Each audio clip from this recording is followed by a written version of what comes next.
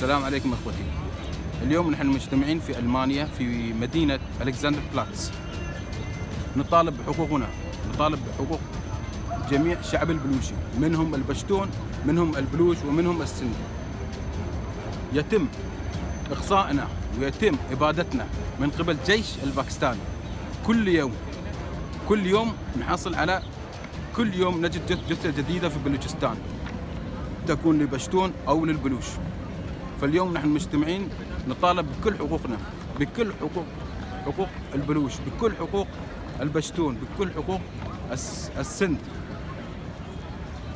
تحاول باكستان جهدها إسكاتنا، تحاول أن تبعد الحقيقة عن أرض الواقع، ولكن هذا لن يحدث، ونحن سنطالب بحقوقنا مهما كلف الأمر. شكرا.